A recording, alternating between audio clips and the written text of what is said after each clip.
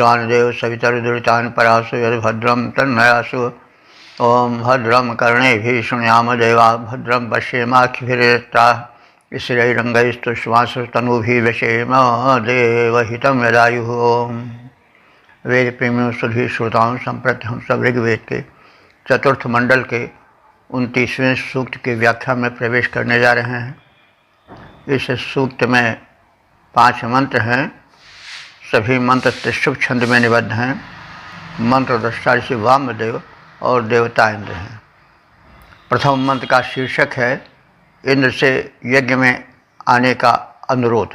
अब संबंधित मंत्र का सर्वप्रथम सस्वर पाठ हो जाए।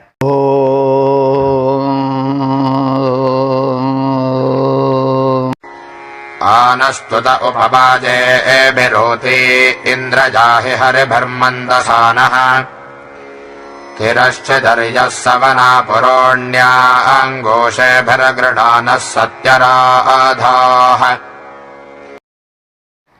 इस प्रथम मंत्र में इंद्र के गुणों का वर्णन है और यज्ञ में आने हेतु प्रार्थना है। इस संबंध में ऋषि इंद्र के गुणों की प्रशंसा करता हुआ, स्तुति करता हुआ कह रहा है कि हे इंद्र, तुम अस्तुतः असि, तुम प्रशंसित हो और आंगूषे भी गृणाना। आंगूषे भी माने स्तोत्रों द्वारा, मंत्र के समूहों द्वारा तुम्हारे गुणों का वर्णन हो रहा है। और ऐसे गृणाना, गृणान माने स्तुति किए गए तुम, सत्य राधा और यह हमें सत्य राधा माने अनश्वर धन, जो सत्य धन हो। राधा कहते हैं धन को। राधनोति साधनोति कार्याणि इति राधा। तो सत्य राधा माने सच्चा धन। तो सच्चा धन क्या है? सच्चा धन वो है जो नष्ट न हो। अब इसको आप समझे, कौन सा धन नहीं नष्ट होगा? एक तो विद्या धन नहीं नष्ट होता है, व्ययी कृते वर्धति एव नित्यम। तो विद्या के अंदर ज्ञान, तत्व ज्ञान आज सब आ जाएगा। और क्या है? पुण्य भी, शुभ कर्म भी साथ रहता है। सांसारिक धन तो जैसे आता है वैसे चला भी जाता है, वो तो निरंतर क्षीयमाण है। लेकिन पुण्य का धन, सत्कर्म का धन, विद्या का धन, ये सब धन जो हैं वे सत्य धन हैं। ये कभी क्षीण नहीं होते, साथ रहते हैं जीवन काल में भी और जीवन के न रहने पर भी, यानी मरणोपरांत भी ये रहते हैं संस्कार रूप में। तो इसीलिए सत्य राधा कहा गया है कि हमें ऐसा धन दो जो सत्य हो, अनश्वर हो, टिकाऊ हो। अर्यः माने तुम अर्य हो। आर्य कहते हैं श्रेष्ठ को। आप श्रेष्ठ हो। आपको बहुत अधिक समझाने की आवश्यकता नहीं है, संकेत मात्र पर्याप्त है। तो हे इंद्र, तुम मंदसाना, हमारे यज्ञ में मंदसाना माने आनंदित होकर आओ। और बाजे भी तिरस्कृत, और हमारा यज्ञ जो है वो बाजे भी माने अन्नों से, बाज माने अन्न होता है, तो बाजे भी अन्नों से तिरस्कृत माने संपन्न है, समृद्ध है। तो यज्ञ में अन्न से आहुति डाली जाती है, तिल तंडुल आदि की जानते ही हैं हम सब, और साथ साथ अन्नदान भी होता है। अन्नदान सबसे बड़ा दान है, विशेष करके उस युग में जबकि इस तरह से करेंसी का प्रचार नहीं था जैसा आज है। उस समय अन्न बहुत बड़ा धन था, और अन्न के अंतर्गत भोजन के सभी पदार्थ आ जाते हैं, ये जानना चाहिए। अद्यते इति अन्नः, अन्न में केवल गेहूं चावल ही नहीं है, बल्कि यावत भक्ष्य खाने योग्य पदार्थ हैं, पीने योग्य पदार्थ हैं, वे सब आ जाते हैं। तो इसलिए हमें व्यापक रूप से अन्न दो, और हमारा यज्ञ जो है वो अन्न दान से और अन्नों से बनी आहुति से समृद्ध है। नह ऊति, नह माने हमारे, ऊति माने रक्षण, हमारे संरक्षण के लिए आओ। संरक्षण क्यों? क्योंकि मनुष्य चतुर्दिक बाधाओं से घिरा रहता है। कब कौन सा विपत्ति का पहाड़ टूट पड़े यह ठिकाना नहीं। अभी तो मुकुट बंधा था हाथ, अभी तो मुकुट बंधा था माथ, हुए कल ही हल्दी के हाथ, और फिर यहीं पर वो अनर्थ हो गया जो नहीं कहना चाहिए। विवाह हुआ, कभी कभी विदाई के समय एक्सीडेंट हो जाता है रास्ते में ही। तो भाई मृत्यु तो कहा जाता है कि छाया की तरह चलती है।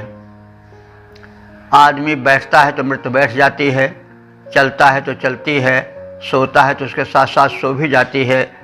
यानी वह प्रतिक्षण कब कहाँ आ जाए ठिकाना नहीं। इस तरह से संकट है कब आ जाए।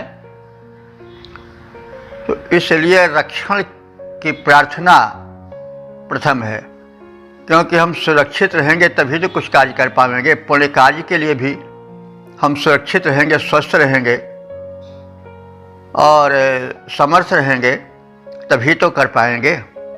तो इसलिए इंद्र से संरक्षण की भी प्रार्थना की गई। धन मिल गया लेकिन अगर उसकी रक्षा न हो सकी, उसको लुटेरे लूट लिए और लूट भी ले और जान भी ले लिया, ऐसा भी देखा जाता है, सुना जाता है।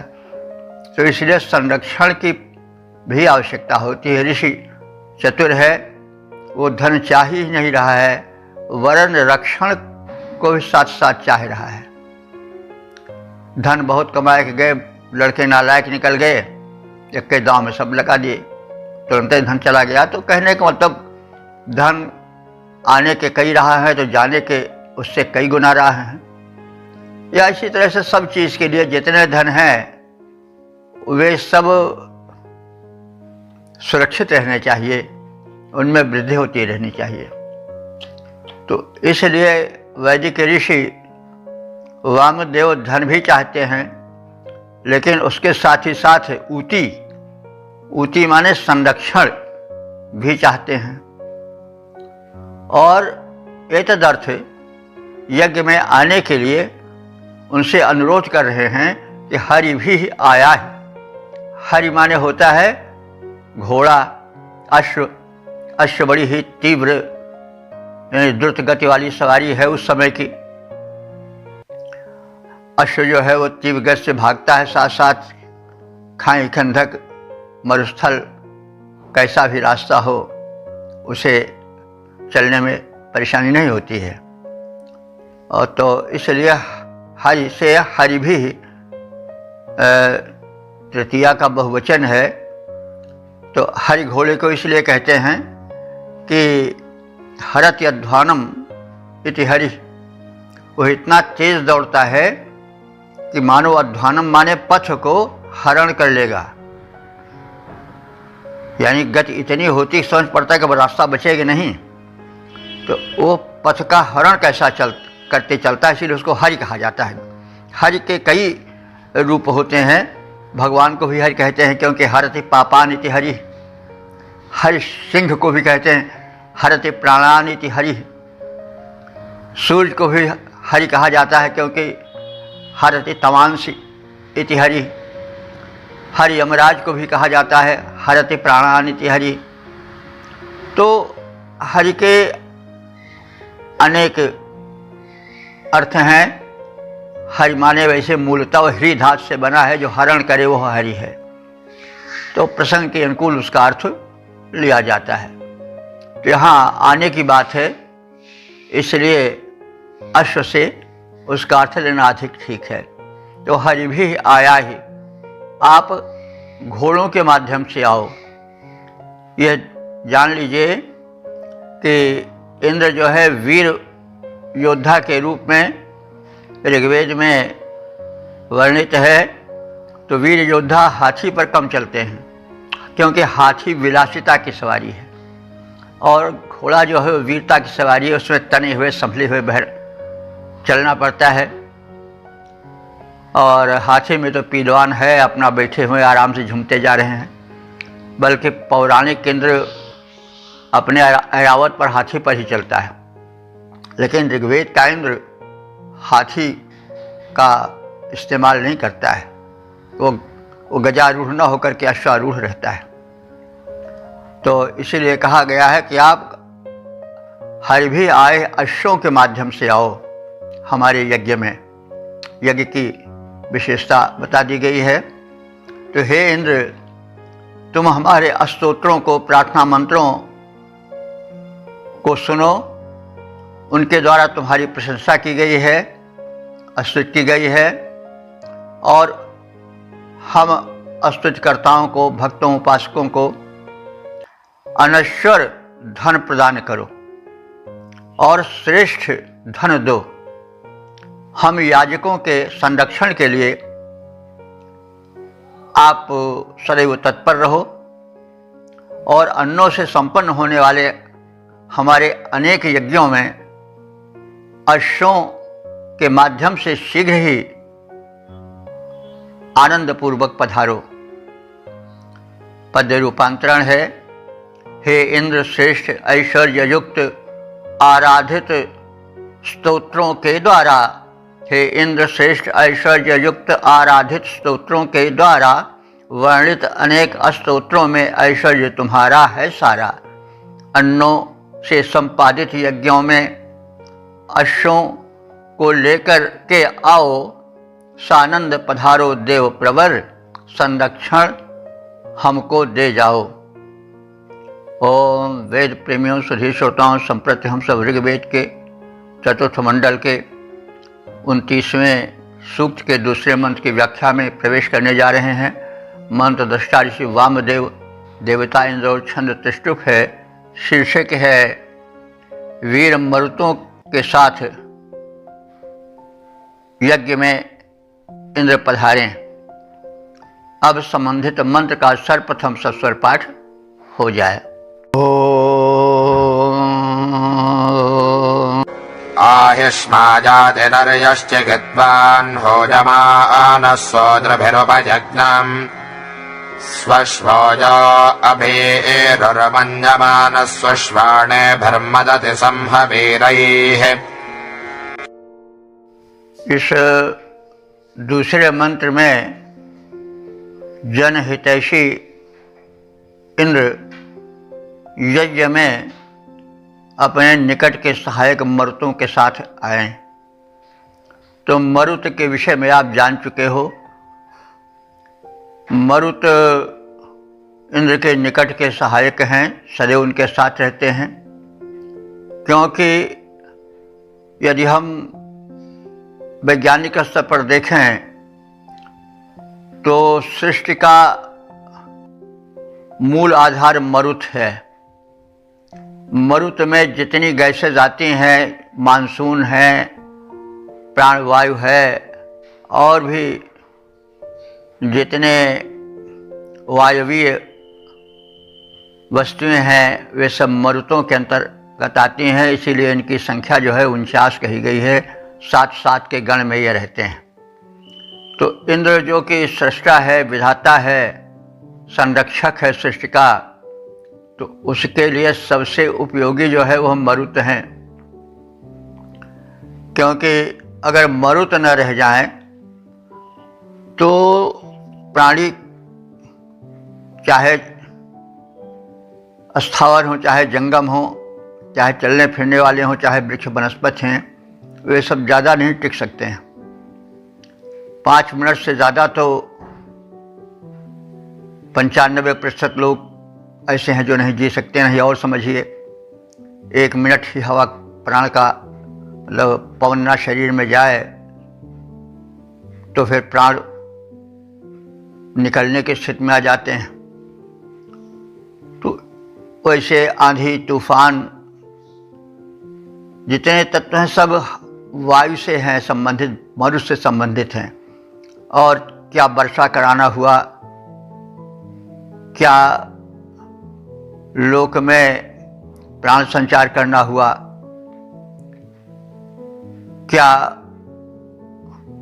आंधी तूफान से समुद्र में हलचल मचानी हो, सर्वत्र मरुत इंद्र के साथ रहते हैं। क्योंकि इंद्र प्रशासक हैं, मरुत उनके वीर सैनिक हैं। इसलिए मरुतों के साथ इंद्र का आवाहन किया गया है। और आप देखें तो रामायण जो कि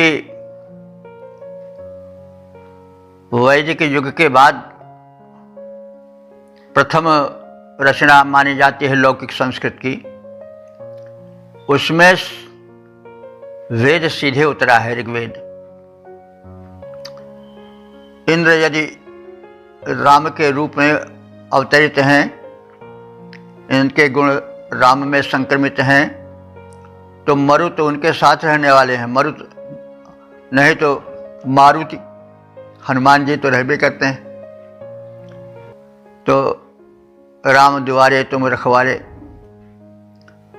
तो हनुमान जी तो बड़े निकट के राम के प्रिय हैं। वैसे जैसे मरुत इंद्र के प्रिय हैं, वैसे मारुति हनुमान जी पवन पुत्र कहे जाते हैं ना। तो पिता पुत्र में कोई फर्क नहीं खास। कहा गया है कि पिता ही पुत्र रूप में जन्म लेता है।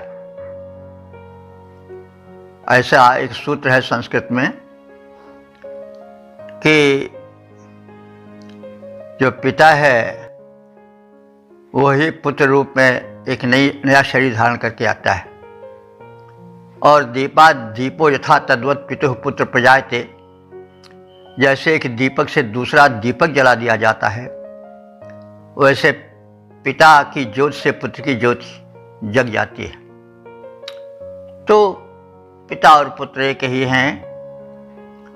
तो मरुत और मारुत को एक ही समझिए। इंद्र के परम सहायक हैं मरुदगण, तो उधर राम के परम सहायक हैं मारुति। पवन पुत्र मरुत पुत्र हनुमान जी।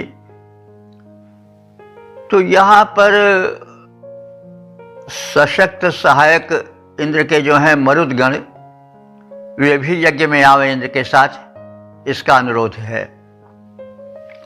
तो नर्याः चिकित्वान, नर्याः कहते हैं मनुष्य, और चिकित्वान माने हितैषी बुद्धिमान। तो इंद्र तुम मनुष्यों के हितैषी हो और बुद्धिमान हो। सूत्र भी हुयमाना, सूत्र भी माने सोम निचोड़ने वाले उपासकों द्वारा तुम हुयमान हो। हुयमान माने बुलाए जाने वाले हो। तो यज्ञम उप आया, इसलिए हमारे इस यज्ञ में उप आया ही माने उसके निकट आ जाओ। तो यज्ञ जीवन का एक पवित्र कार्य था, वैदिक युग का बड़ा ही प्रशंसित कार्य था। यज्ञ एक पर्व ऐसा होता था, उसके कई महीनों तक चलने के भी संकेत हैं। वर्षों तक यज्ञ चलते रहते थे निरंतर, और यज्ञ में एक बड़ा भारी पर्व सा लग जाता था, मेला सा लग जाता था, और दान भी होता था, देवों का गुणगान भी होता था, और बड़े बड़े विद्वान देश के कोने कोने से आते थे, शास्त्रार्थ होता था, समसामयिक समस्याओं पर चर्चाएं होती थीं। और इस प्रकार से यज्ञ जो था वो बड़ा पुण्य कार्य था। तो यज्ञ के माध्यम से देव शक्तियों का भी आह्वान किया जाता था। शक्तियां हैं, वे चेतन हैं, सूक्ष्म हैं, न दिखाई पड़े, ये बात अलग है, लेकिन है तो वे प्रकट भी होती हैं। प्रभु व्यापक सर्वत्र समाना, प्रेमित प्रकट होई मैं जाना, तो प्रकट भी होते हैं, बस देखने की दृष्टि चाहिए, वो कहीं छिपा नहीं है, वो है, प्रकट भी हो जाता है। तो कहा जा रहा है कि हे समर्थेंद्र, तुम अपने प्रधान सहायक मर्तों के साथ हमारे यज्ञ में आओ। और कैसे आओ? सुअश्व, श्रेष्ठ उत्तम घोड़ों अश्वों के माध्यम से आओ, क्योंकि अश्व की गति को कोई रोक नहीं पाता है। वो बड़ा तीव्र वाहन है, इसलिए अश्वों के माध्यम से शीघ्र आओ। अभीके या अभीरु, तुम अभीरु हो। भीरु कहते हैं डरपोक कायर को, और अभीरु माने जो डरे नहीं, जो निर्भय हो। तो तुम्हें कोई डरा नहीं सकता है, तुम्हें कोई रोक नहीं सकता है, क्योंकि तुम अभीरु हो, निर्भय हो, परम समर्थ हो। तुम्हारी राह रोकने वाला कोई नहीं है। तो शुश्वालोभी मन्यमाना, तुम्हारा जो प्रिय पदार्थ है वो क्या है? सोमरस है।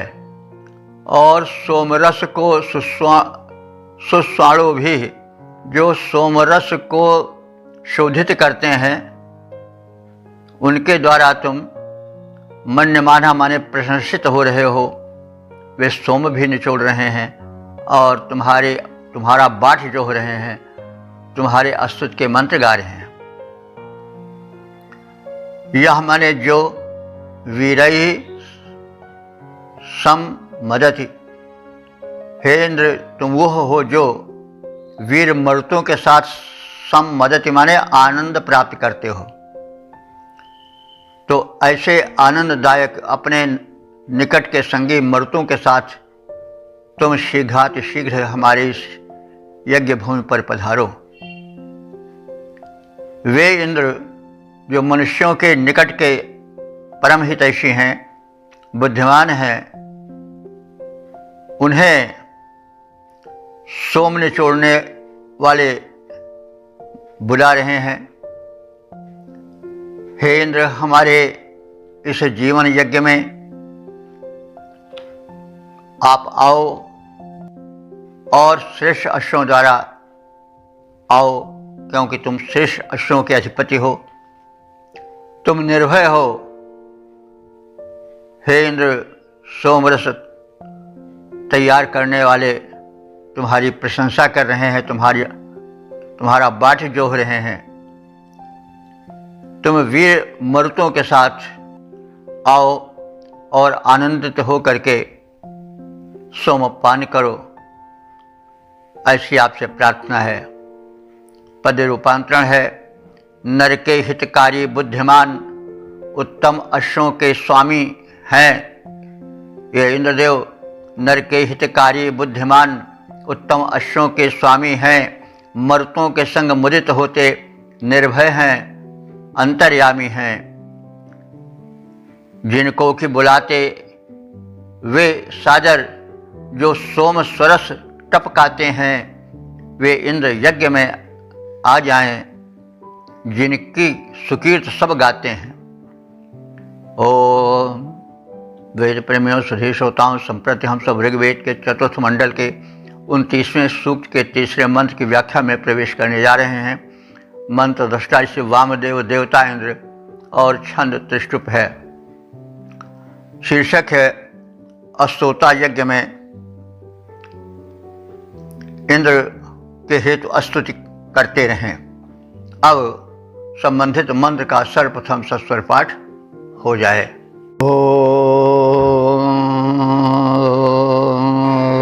श्रावयेदस्य कर्णावाजयध्यै जुष्टामनुप्रदिशम् मन्दयध्यै उद्वावृषाणो राधसेतु विष्मान् करन्न इन्द्रस्वतीर्थाभयम् च।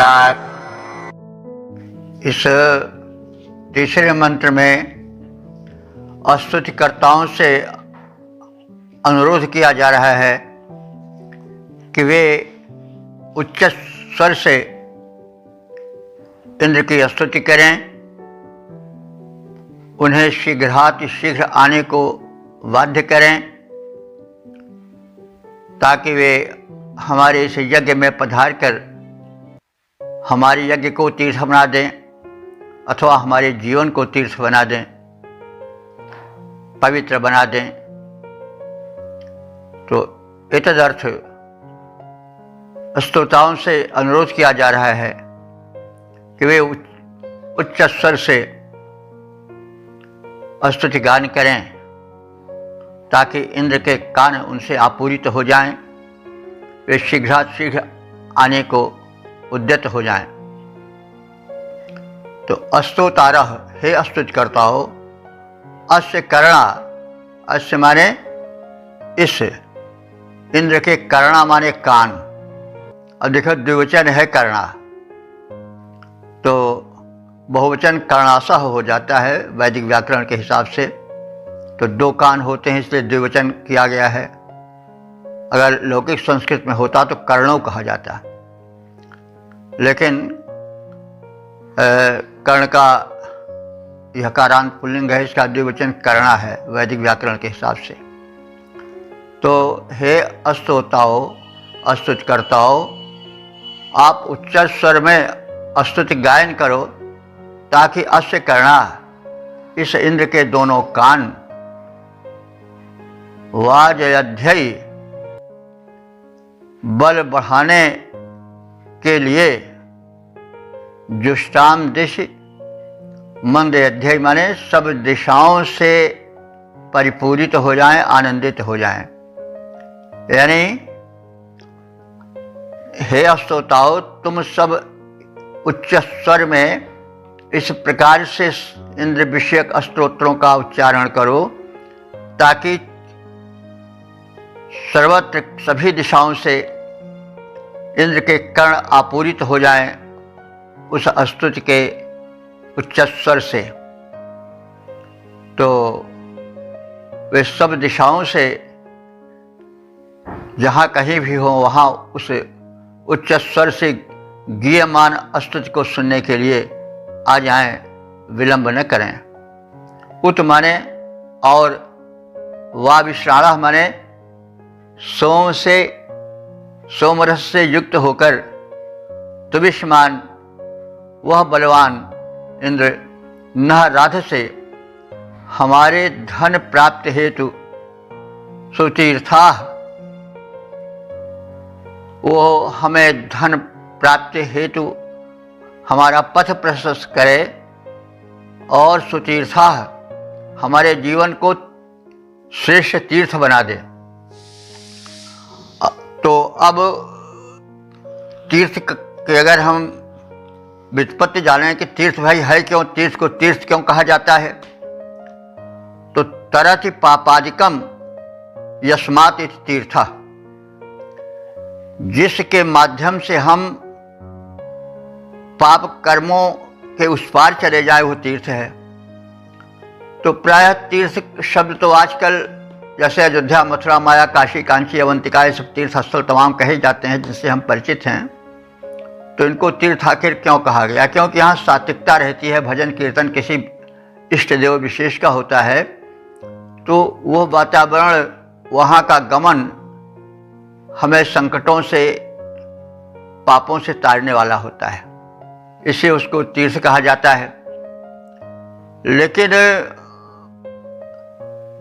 यदि व्यापकता से हम देखें तो जो कर्म हमें पाप कर्मों से, संकटों से पार करा दें वे सब तीर्थ हैं। कोश भी हमने देखा तो कोश में भी तीर्थ का अर्थ यज्ञ भी है, और हमारा जीवन स्वयं एक तीर्थ है, क्योंकि मनुष्य का शरीर जो है वो सबसे बड़ा तीर्थ है। नर समान नहीं कौनो देही, सुर नर मुनि सब याचत जेही। देवता भी शरीर की इच्छा करते हैं, क्योंकि देवों का शरीर तो भोग शरीर है, यानी वो सत्कर्म किए हैं उसका फल पा रहे हैं। लेकिन आगे वे उस शरीर से, देव शरीर से कुछ मतलब ऐसी मान्यता है काम नहीं कर सकते हैं। मानव शरीर ही ऐसा है कि इससे हम सत्कर्म करके अपने जीवन को ऊंचा उठा सकते हैं। तो हमारा जीवन तीर्थ बन जाए, इंद्र से ऋषि अनुरोध कर रहा है कि आप हमारे जीवन को तीर्थ बना दो, ताकि हमारा जीवन संकटों से, पापों से पार हो जाए। क्योंकि जैसा कहा गया है, तरत पापादिकम यस्मात् तत्तीर्थम, तो वह यज्ञ कर्म भी हो सकता है, वह जीवन का वो पवित्र जीवन भी हो सकता है जो हमको तमाम दुष्कर्मों से पार करा दे, वही तीर्थ है। तो वामदेव ऋषि प्रार्थना कर रहे हैं कि हे इंद्र, तो हमारे जीवन को तीर्थ बना दो, अथवा हमारे यज्ञ को अपने आगमन से तीर्थ बना दो, ताकि वह हमें तारने वाला, यानी संकटों से, पापों से पार करने वाला बना दे। इस प्रकार से इंद्र के आगमन यज्ञ को पवित्र बनाकर उसे जीवन में संकटों से, दुख दारिद्र्यों से पार करने का साधन बना दे, अथवा आगमन से हमारे जीवन को पवित्र बना दे कि हमारे जीवन स्वयं तीर्थ बन जाए। तो इस प्रकार से इंद्र के आगमन और उनकी कृपा की याचना इस मंत्र में की गई है। हे स्तुतिकर्ताओं, इंद्र के बल वर्धन तथा समस्त दिशाओं में उन्हें हर्षित होने के लिए उनके कानों में उत्तम स्तोत्र सुनाओ, उच्च स्वर से उनका उच्चारण करो, स्तोत्रों का, स्तुति मंत्रों का।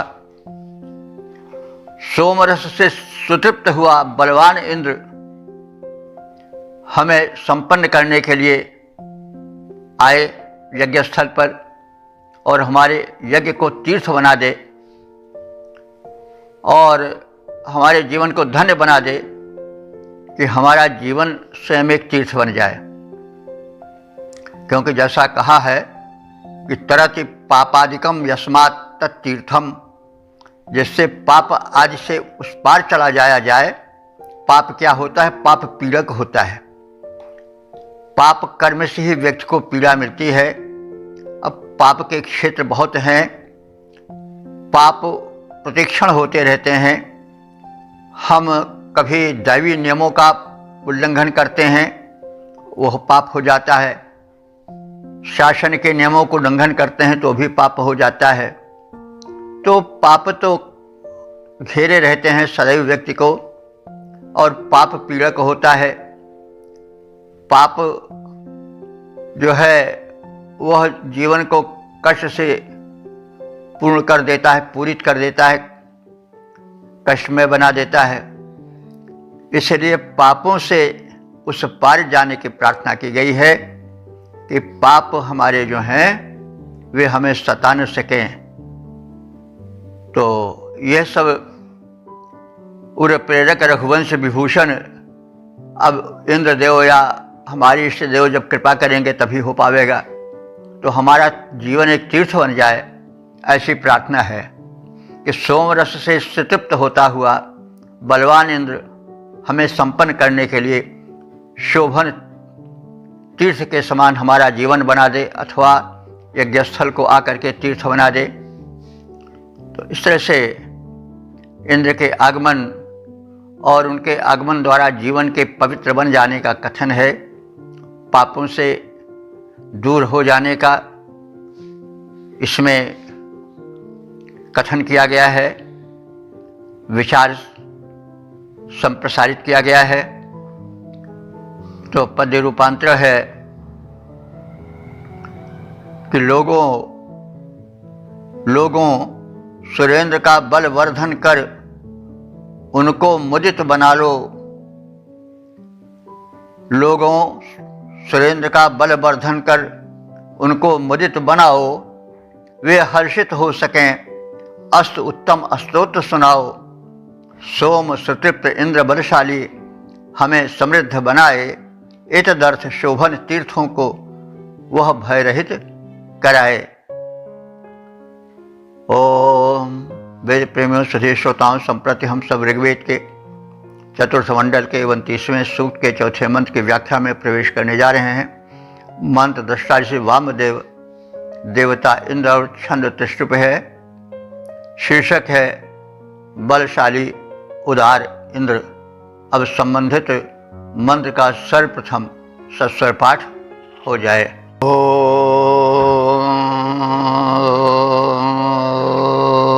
अच्छायो गन्धानाधमानभूते इत्था विब्रह्मवमानं गृह्णन्तम् उपत्मनि दधानो धुर्या आशोन् सहस्राणि शतानि वज्रबाहुः। इस चौथे मंत्र में इंद्र की महत्ता का, उनके बल वैभव का कथन है, उनकी शक्ति का कथन है, लेकिन वे बड़े उदार हैं इसका भी ज्ञापन है। और ऐसे इंद्र के लिए जो है वह स्तुति गान करने, अपने भक्तिभाव समर्पित करने का संदेश है। तो इंद्र में दो गुण हैं विशेष रूप से, उनमें शक्ति है, लेकिन शक्ति के साथ साथ शील भी है। शील माने उदारता, सदाचरण आदि शील में आते हैं। यदि शक्ति के साथ शील का समायोजन नहीं होता तो फिर शक्ति व्यक्ति को राक्षस भी बना सकती है। शक्ति राक्षसों में, दैत्यों में, असुरों में कुछ कम नहीं होती, लेकिन उनमें शील नहीं होता है, सदाचरण नहीं होता है, इसलिए वही शक्ति राक्षसी शक्ति बन जाती है।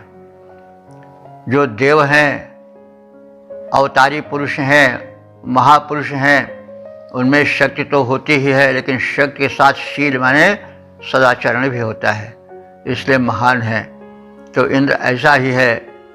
और सौंदर्य तो अपने आप आ जाता है, कर्म सौंदर्य भी एक सौंदर्य है, कैसा ही कुरूप क्यों ना हो, लेकिन अगर उसने ओलंपिक जीत लिया, उसने कोई बहुत बड़ा कंपटीशन जीत लिया, तो सब उसके चेहरे को देखते हैं। कोई इसमें कला है, कोई गुण है, कोई विशेषता है, तो सब उसके चेहरे को देखते हैं, उसमें एक अलग का रूप निखर जाता है।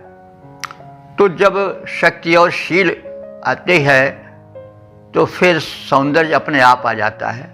हालांकि तुलसीदास जी आज ने अपने राम में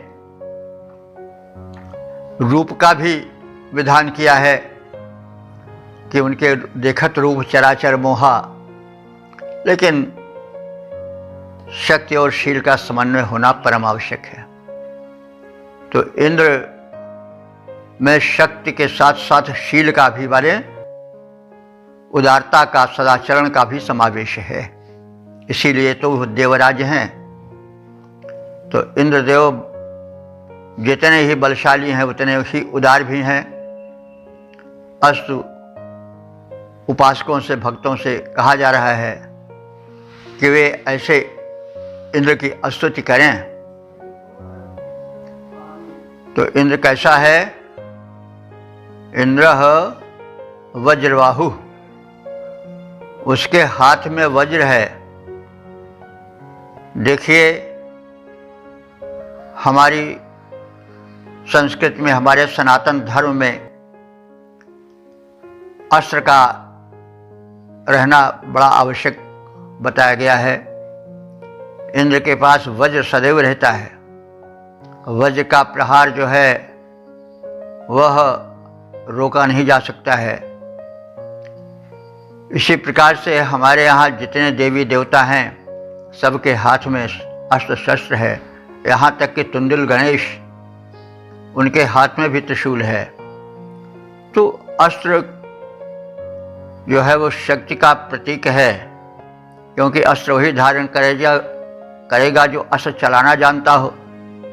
अब बंदूक कोई चलाने न जाने तो बंदूक उसी का प्राण ले सकती है। तो इसलिए उसके पास अस्त्र है, तो अस्त्र का प्रयोग वह जानता है, यह स्वयं सिद्ध है।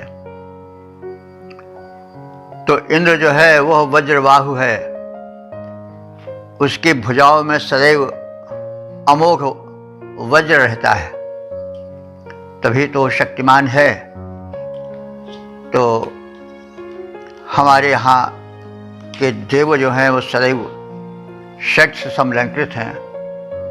जो लोग यह कभी कभी कहते सुन पड़ते हैं कि अरे हिंदू धर्म बड़ा सहनशील धर्म है, जो कुछ कहो वो सब सुन लेगा, तो यह उनकी भूल है। हमारे यहाँ जो अपराध करता है उससे कम दोषी वो नहीं है जो अपराध को सह लेता है। राम हो या कृष्ण हो या जितने देवी देवता हैं, चाहे माता दुर्गा हो, सबके हाथों में शस्त्र है और सब दैत्यों का संहार करते हैं। वे कभी सहिष्णु नहीं हैं, इसलिए गलत व्याख्या नहीं होनी चाहिए। सहिष्णु का अर्थ ये नहीं हुआ कि कोई जुल्म करे तो उसको चुपचाप देख लिया जाए, सह लिया जाए। सहिष्णु का अर्थ हुआ कि किसी को नाजायज न सताया जाए, लेकिन यह नहीं है कि कोई नाजायज कर रहा हो तो उस पर बोला ही न जाए, सह लिया जाए। तो यह तमाम लोग जो हैं वो एक शब्द ले लिए, उसी को लेकर दौड़ रहे हैं। भाई हिंदू धर्म तो बड़ा, या वैदिक धर्म या सनातन धर्म जो कि वेद से सिंचित है, वह विविध विरोधी गुणों से समन्वित धर्म है। उसमें समन्वय है, उसमें शक्ति है तो शील भी है, और शील है तो शक्ति भी है। वह जीवन को सहिष्णु बनाता है, लेकिन यह नहीं कि वह अत्याचार को सहता चले, तत्काल उसका जवाब दिया जाता है। इसलिए किसी बात की गलत व्याख्या नहीं होनी चाहिए। तो तात्पर्य यह है कि इंद्र कैसा है? वज्रबाहु है। उसके हाथ में अमोघ वज्र रहता है, इसलिए वो उसके योद्धा रूप का प्रखर चित्रण मंत्र में है। सहस्राणि शतानि, वो हजारों और सैकड़ों आशून माने तीव्रगामी अश्वों से सुसज्जित है, यानी उसके पास वाहनों की कमी नहीं है। वो शीघ्र ही शीघ्र पहुंचता है भक्तों के पास, उपासकों के पास, और दैत्यों के विनाश के प्रयोजन से भी अश्व बड़े महत्वपूर्ण है शीघ्र गमन के लिए, तीव्र गमन के लिए। तो वह इंद्र वज्रबाहु है, उसके सैकड़ों हजारों अश्व हैं तीव्रगामी, और तमानी धुरी उपदधाना, वह अपने रथ की धुरी में उनको जोड़कर चलता है। तो यह उसकी समृद्धि का और उसकी शक्ति का द्योतक है। वो संरक्षण के लिए, ऊती माने संरक्षण के लिए, नाधमानम हवमानम गृणंतम विप्रम।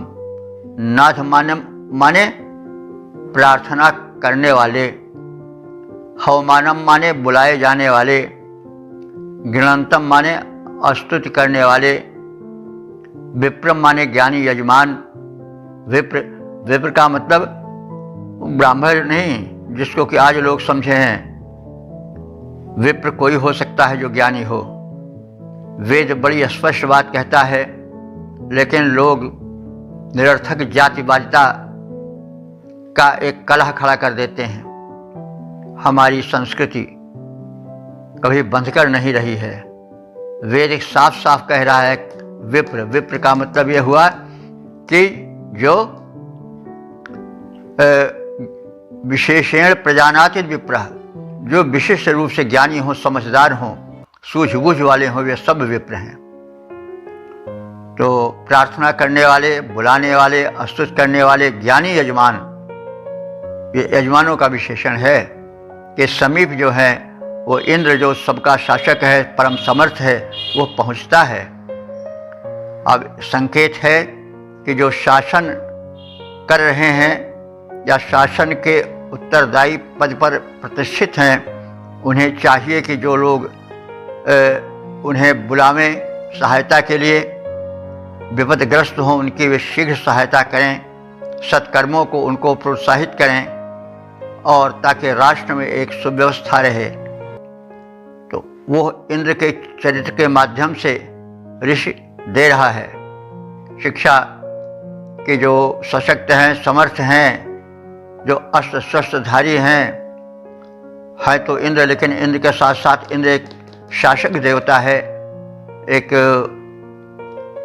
सम्राट गुणों से युक्त देवता है। तो उसके चरित्र से जो शासन करते हैं उन्हें भी शिक्षा लेनी चाहिए। शासक अपनी शक्ति और अपने दंभ में अगर बैठे रहते हैं तो वे इंद्रत्व से च्युत माने जाने चाहिए। तो इंद्र जो हैं वो जब ज़रूरतमंद उन्हें बुलाते हैं तो वे शीघ्र ही पहुंच जाते हैं और बुलाने वाले की प्रार्थनाएं सुनते हैं और उन्हें उनके संकट से दूर करते हैं, उनका संकट मिटाते हैं और उनके कल्याण में जुट जाते हैं। इत्था माने इस प्रकार अच्छगंता। इंद्र जो हैं वो प्रार्थना सुनकर के सीधे जो प्रार्थना कर रहा है प्रार्थी के पास, उसके पास शीघ्र ही पहुंच जाते हैं। वज्रप्राण इंद्र अनेक अश्वों को रथ में जोत कर चलने वाले हैं, अर्थात शीघ्राति शीघ्र गमनीय स्थल पर पहुंचने वाले हैं, गंतव्य तक पहुंच जाने वाले हैं। और स्तुति करने वाले, बुलाने वाले ज्ञानी यजमान के पास वे सीधे बिना किसी रोक टोक के पहुंच जाने वाले हैं। तो इंद्र का यह है भक्त वत्सल रूप द्रष्टव्य है। इसके साथ साथ जो शासक पद पर बैठे हुए हैं उनको भी यह संकेत दिया गया है कि वे भी इंद्र के गुणों का अनुसरण करें, तभी वो देवराज बन पावेंगे, देवत्व प्राप्त कर पावेंगे। अन्यथा शक्ति या पद तो राक्षसों में होता है, कम नहीं होता है, लेकिन अंतर यही है कि शील उन्हें विलग कर देती है। आजकल यह तमाम समय में बड़ा भारी बड़ी कमी रहती है कि हम शासक हैं तो हम क्यों उन लोगों के बीच में जाएं जो हमसे नीचे हैं। ये बड़ी कमी है। हम लोग देखते हैं कि MP MLA को कभी देख ही नहीं पाते हैं, भले उसके लिए उनको मिल रहा हो अलग से भत्ता कि वो जाते हैं, लेकिन 90% लोग तो जान ही नहीं पाते, चेहरा ही नहीं देख पाते उनका। तो यह कमी है, उनको जन जन के मध्य में जाना चाहिए, यही उनसे अपेक्षा की जाती है। लेकिन ऐसा नहीं होता, तो वे जो है इंद्र के आचरण से शिक्षा लें। तुम क्या देवराज तभी बन पाओगे जबकि तुम इंद्रवत आचरण करोगे, अन्यथा राक्षस माने जाओगे। शक्ति के कारण, पद के कारण कोई व्यक्ति महान नहीं हो सकता है। महान तब होगा जब उसके आचरण में शील हो, जो इंद्र की तरह सब जगह पहुंच जाने वाला हो, तत्काल वहां पर उपस्थित हो जाने वाला हो, वह इंद्र है। अन्यथा इंद्रत्व जो है वह लांछित होगा। जो इंद्र के का आचरण नहीं करते हैं, इंद्र के आचरण का व्यवहार को अपने जीवन में नहीं उतारते हैं। मंत्र का भाव है कि शासक प्रशासक इंद्रवत आचरण करें, शक्ति संपन्न बने और शक्ति द्वारा संरक्षण करें और जन जन तक पहुँचें, उनकी व्यथाओं को सुने और उसे दूर करें। बहु अश्वों से जुते, तो इस प्रकार से हमने आज तो समझ लिया कि वज्रपाण इंद्र अनेक अश्वों को रथ में जोतने वाले हैं, रक्षा करने वाले हैं और अस्तुत करने वाले द्वारा बुलाए जाने पर वो शीघ्र ही शीघ्र यजमान के पास सीधे पहुंच जाने वाले हैं। बिना किसी रोक टोक के उनसे मिलजुलने वाले हैं, उनके संकटों को अवरोधों को दूर करने वाले हैं। तो इस प्रकार से इंद्र हैं। और जैसा हम कहते आए हैं कि इंद्र के ही आचरण को, इंद्र माने शासक होता भी है, तो वो व्यापक रूप से शासन करता है और शासन सब करते हैं जिनमें शक्ति होती है, लेकिन इंद्र के आचरण को ध्यान में रखना चाहिए। तो वेद हमारे जो हैं वो आचरण की भी शिक्षा देते हैं, केवल प्रार्थना ही नहीं बल्कि एक आचरण भी सिखाते हैं। तो इसका पद रूपांतरण है, बहु अश्वों से जुते सुरथ पर करता इंद्र सवारी, कर में धारे वज्र भक्त की रक्षा का व्रतधारी, जो ज्ञानी यजमान विनय से रक्षा हेतु बुलाता, उसके पास इंद्र वह सीधे बिना रुके है जाता। ओम वेद प्रेमियों सुधीर श्रोताओं, संप्रति हम सब ऋग्वेद के चतुर्थ मंडल के 29वें सूक्त के 5वें मंत्र की व्याख्या में प्रवेश करने जा रहे हैं। मंत्र दृष्टा श्री वामदेव देवता इंद्र और छंद त्रिष्टुप है। शीर्षक है इंद्र यजमानों को धन प्रदान करें। अब संबंधित मंत्र का सर्वप्रथम सस्वर पाठ हो जाए।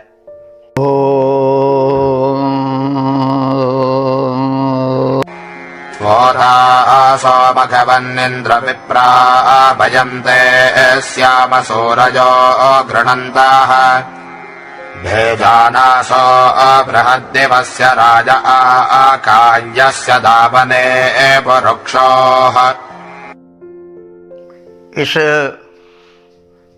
5वें मंत्र में इंद्र की उदारता का, उनकी दान वृत्ति का कथन है और जो उपासक है उसका नम्र निवेदन है कि ऐसे उदार की उदारता से वो वंचित न कहीं रह जाए। और संकेत है कि जो शासक प्रशासक पद पर हैं वे ये ध्यान रखें कि कोई व्यक्ति जो किसी वस्तु का, किसी प्राप्ति का अधिकारी है, वह कहीं वंचित न रह जाए। जो शक्तिमान की शक्ति है, उदारता है, वह कहीं कुछ सीमित व्यक्तियों तक ही सीमित न रह जाए, वरन जन जन तक पहुंच जाए। यह देखा जाता है कि समृद्धि के अधिकारी कुछ गिने चुने लोग हो पाते हैं, सर्वसामान्य उससे वंचित रह जाते हैं और यह शासन की एक कमी होती है। तो शासक को चाहिए उदार हो और चैतन्य हो कि कोई भी व्यक्ति जो सुपात्र है, जिसको उसकी सहायता की आवश्यकता है, वह उसके अनुदान से वंचित न रह जाए। यह शासन में बड़ी कमी होती है कि राज्य का धन कुछ ही लोगों के पास संचित होकर रह जाता है, सर्वसामान्य उससे वंचित पड़ा रह जाता है। तो मंत्र संदेश व्यापक रूप से देता है। एक बात कहता है तो उसके पीछे तात्पर्य बड़ी दूर तक फैला रहता है। अर्थ तात्पर्य की जड़ें दूर दूर तक जाती हैं, इसलिए समग्रता से समझना चाहिए। देवता की प्रकृति को जान करके उस प्रकृति के हिसाब से अर्थ को हृदयंगम करना चाहिए और जीवन में उतारना चाहिए। तो अब हम शब्दार्थ की ओर बढ़ें। तो दानी इंद्र की उदारता के भाजन हम भी बन सकें, सर्वसाधारण भी बन सकें, ऐसे इंद्र से प्रार्थना है। तो मघवन कहते हैं ऐश्वर्य संपन्न इंद्र। हे इंद्र, तुम ऐश्वर्य संपन्न हो, मघवा हो। त्वा उतासा, तुम्हारे द्वारा संरक्षित हम सब विप्राह, जो विप्र हैं, विप्र माने तुम्हारी महत्ता का ज्ञान रखते हैं, तत्व ज्ञान रहते हैं, तत्वज्ञानी हैं और अध्यात्म ज्ञान और तत्व ज्ञान की ओर उन्मुख रहने वाले हैं, ऐसे हम लोग जिन्हें विप्र कहा जाता है।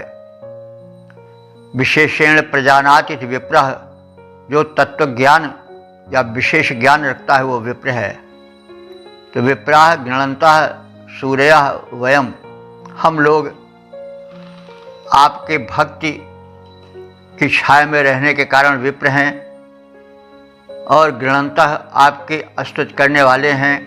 सूर्य माने शूरवीर हैं, सूर्य माने होता है ज्ञानी।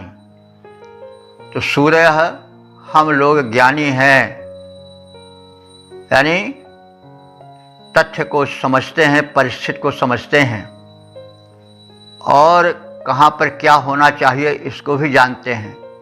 इसलिए उसी छाया में हम आपसे प्रार्थना कर रहे हैं। ज्ञानी, स्तुति करने वाले तथा विद्वान हम सब बृहत दिवस से आकाय, तो अत्यंत तेजस्वी, सभी ओर से प्रशंसित। तो बृहत दिवस, बृहत माने व्यापक, दिवस माने तेज, आकाय माने परिपूर्ण और प्रशंसित तथा प्रचुर अन्न धन युक्त तुम्हारे, ये इंद्र का विशेषण है। पुरुक्षोह ते, पुरुक्षोह माने प्रचुर अन्न धन से युक्त तुम्हारे।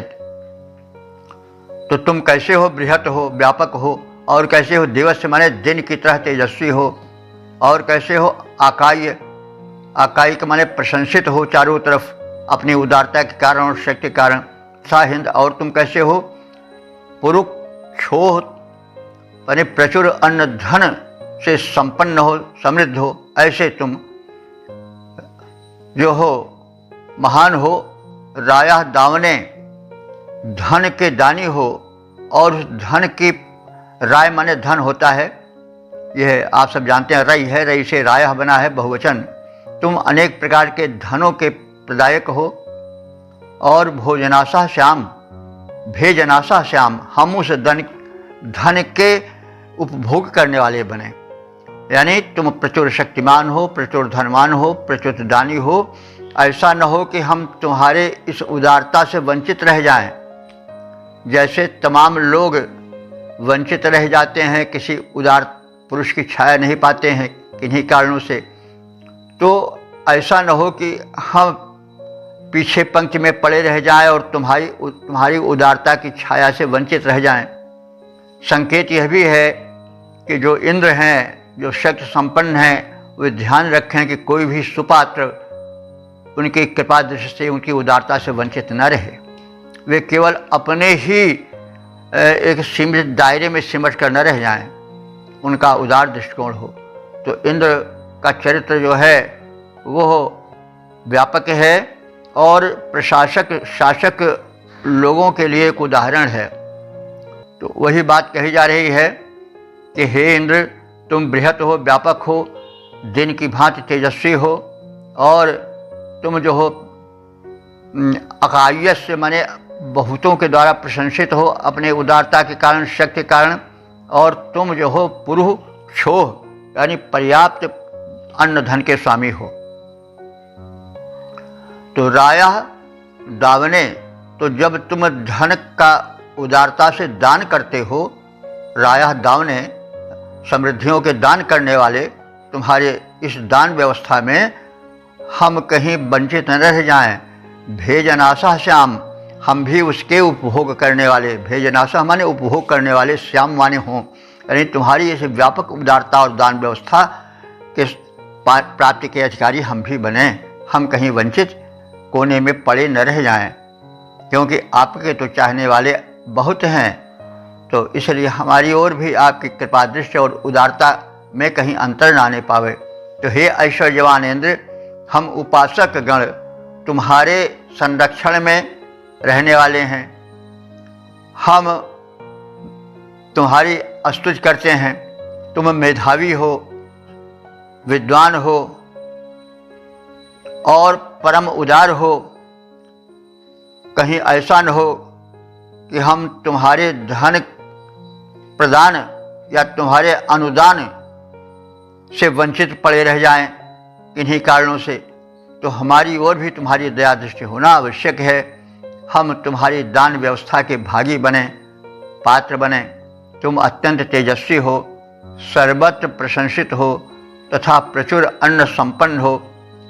तुम्हारा प्रदान भाग हमें भी प्राप्त होता रहे, तुम्हारे अनुदान से हम कहीं वंचित न रह जाएं।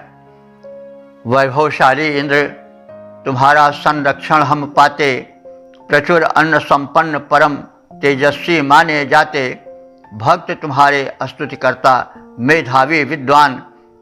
भाग्य मिले हमको भी भगवन, जब तुम दो धन का दान।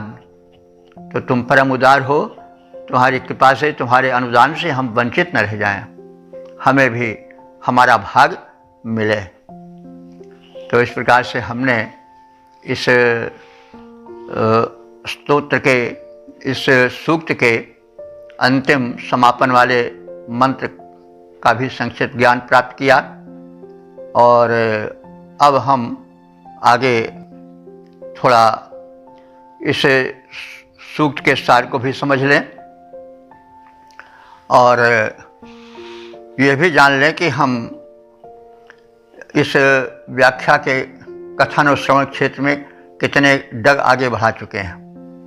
तो जैसा आप सब जानते हैं कि यह ऋग्वेद के चतुर्थ मंडल का 29वां सूक्त है। इसमें 5 मंत्र हैं जो कि व्याख्यायित हो चुके हैं। अब तक ले जो व्याख्यायित मंत्रों की संख्या है वो 3367 हो चुकी है। और जैसा अभी हम एक ही स्वर से, एक ही रफ्तार से संपूर्ण 5 मंत्रों के विषय में एक संक्षिप्त ज्ञान प्राप्त किए, फिर भी हम थोड़ा इसका सार समझ लें। इंद्र वो शक्ति है जो कि समस्त दैवी शक्तियों के ऊपर की शक्ति है, परब्रह्म परमात्मा है। तो हम मांगें तो उसी से मांगें। इसलिए जो ऋषि है, जो मंत्रद्रष्टा है, वामदेव हैं इस सूक्त के दृष्टा ऋषि, वे प्रथम इंद्र का यज्ञ में आवाहन करते हैं। यज्ञ का अर्थ आप सब जानते हैं, प्रत्येक शुभ कर्म यज्ञ है। जो यज्ञ होता है वो तो है ही, और हम परमात्मा का आवाहन अपने प्रत्येक शुभ कर्म में करें, क्योंकि शक्ति शक्तिमान से मिलती है।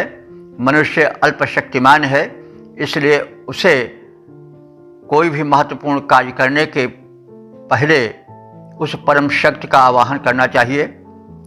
हम ध्यान में भी उसका आवाहन कर सकते हैं, लेकिन हम अपने ही को सब कुछ समझ करके उस शक्ति से अपना संबंध न जोड़ें।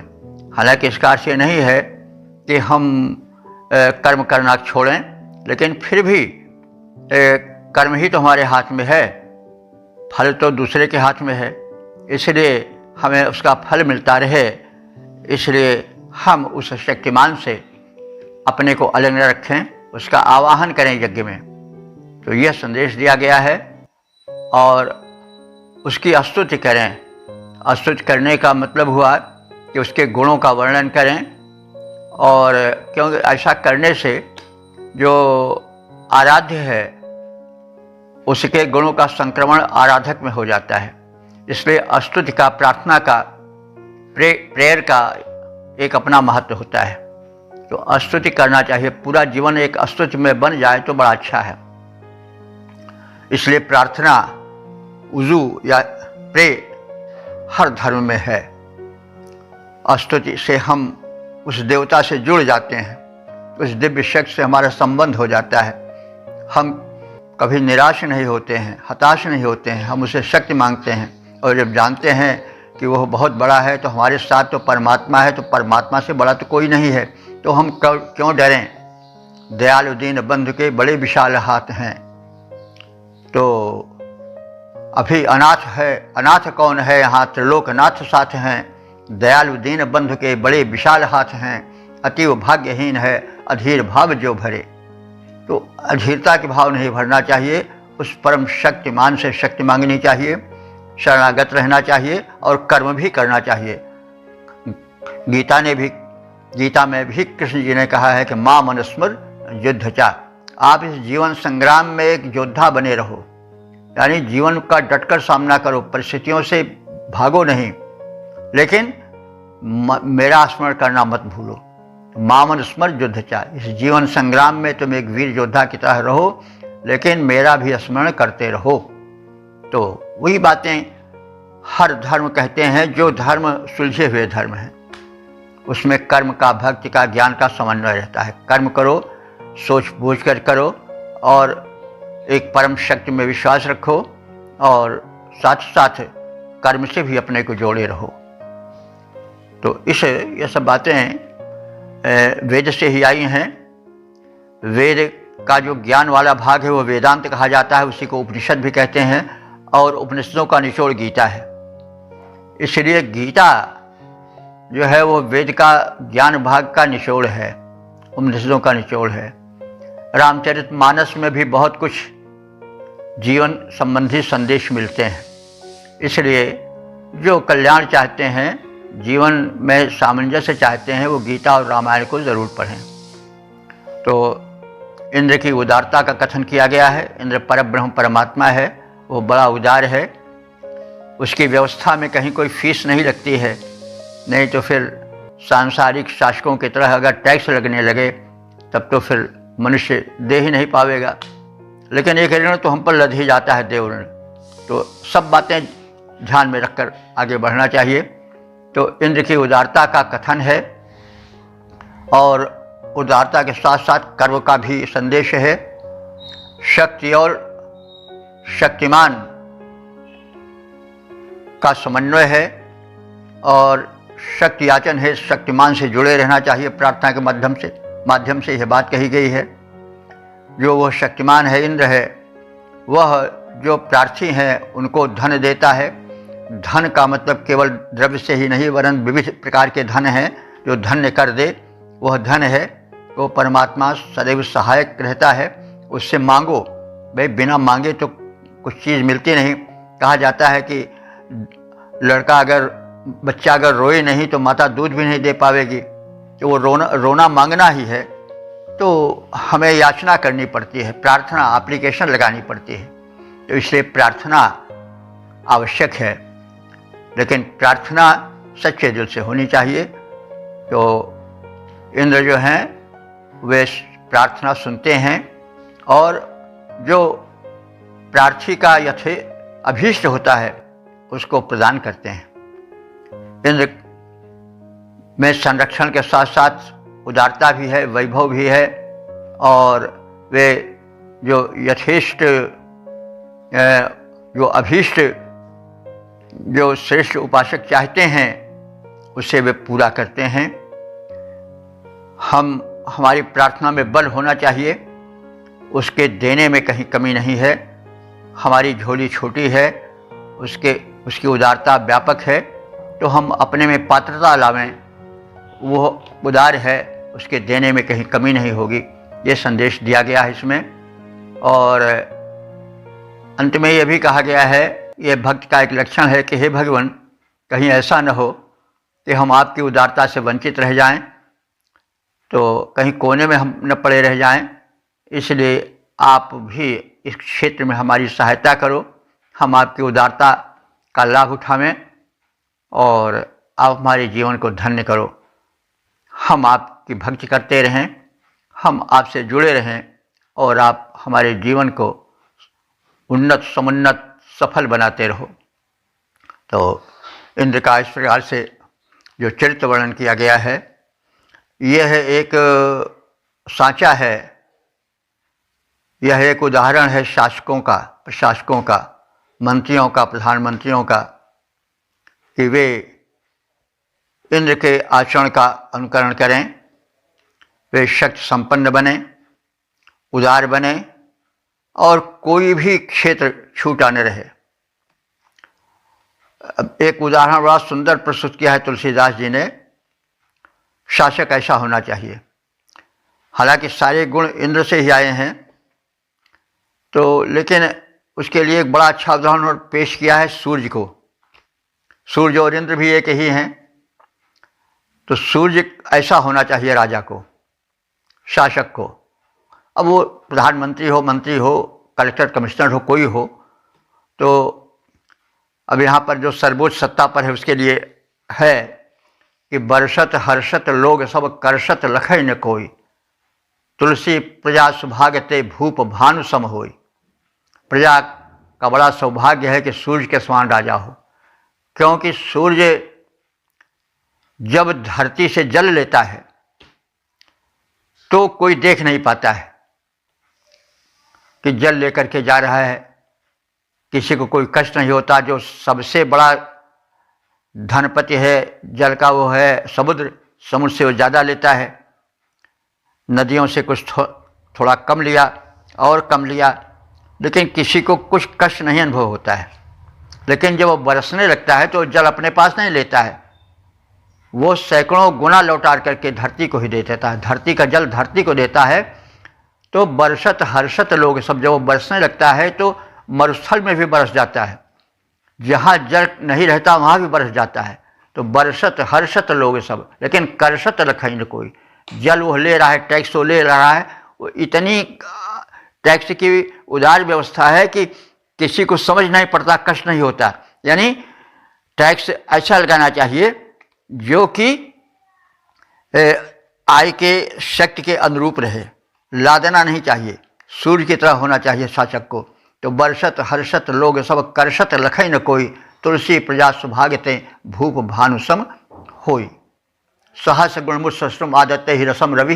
कालिदास ने भी कहा है कि रघुवंशी राजा जो है वो प्रजा से टैक्स कर इसलिए लेते हैं कि ले करके उसको हजारों गुना लौटा दें प्रजा को।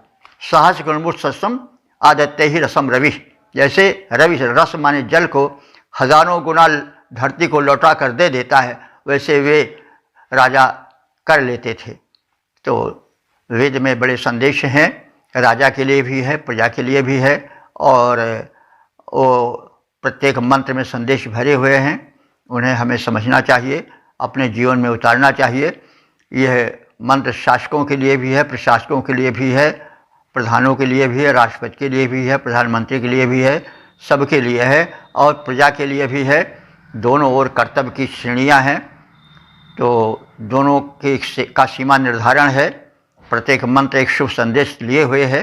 हम वेद मंत्र से प्रेम करें और वेद के संदेशों का प्रचार प्रसार करें, अपने जीवन को धन्य बनावें, समाज को धन्य बनावें और साथ साथ देश को, राष्ट्र को और विश्व को जो है वो धन्य बनावें वेद मंत्रों के अध्ययन द्वारा, उसके संदेशों द्वारा। वेद मंत्र थोड़ा भाषा की प्राचीनता के कारण दुर्बोध हैं, लेकिन वे सरल किए जा सकते हैं। हम लोग वही चेष्टा कर रहे हैं और आप लोग उसको और आगे बढ़ावें, आप और अधिक सरल बना करके, उपयोगी बना करके प्रस्तुत करें। तो ये सब हम आपसे अपने अंतिम प्रार्थना करते हैं और उसके बाद फिर हम अपनी वाणी को विराम देते हैं। ओम सर्वे भवन्तु सुखिनः, सर्वे सन्तु निरामयाः, सर्वे भद्राणि पश्यन्तु, मा कश्चित् दुःख भाग् भवेत्।